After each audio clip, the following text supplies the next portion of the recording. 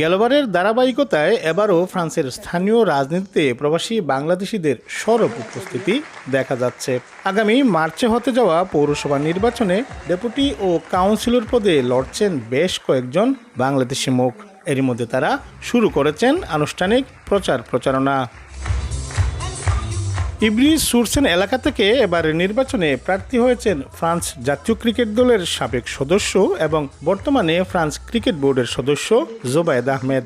Front popular দলের হয়ে বর্তমান পৌর মেয়র ফিলিপ বয়েসুর প্যানেলে প্রতিদ্বন্দ্বিতা করছেন তিনি। বুধবার এক জাঁকজমকপূর্ণ অনুষ্ঠানের মাধ্যমে জোবায়েদ সহ প্যানেলের অন্যান্য প্রার্থীদের পরিচয় করিয়ে দেয়া হয়। নির্বাচনী অঙ্গীকারে জোবায়েদ আহমেদ নিয়মিত অভিবাসীদের দীর্ঘদিনের দাবি ভোটাধিকার নিশ্চিত করার উপর জোর দিয়েছেন। বিকাশ পেমেন্টে 10,000 টাকার বেশি অফার, শপিং চলছে তো।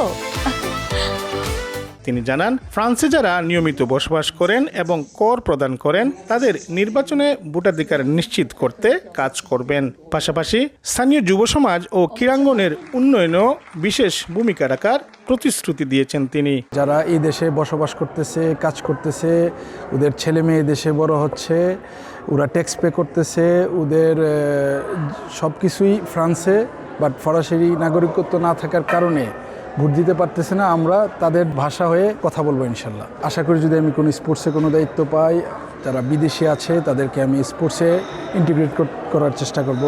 স্থানীয় প্রবাসী বাংলাদেশিরা আশা করছেন জুবায়েদ নির্বাচিত হলে আবাসন সংকট নিরসন সহ কমিউনিটির বিভিন্ন সমস্যায় তিনি অগ্রণী ভূমিকা পালন করবেন। যারা বাংলাদেশে আছে, বিভিন্ন অভিবাসী, তাদের অনেক ডিসক্রিমিনেশন আমরা এখানে ফেস করতে হয়।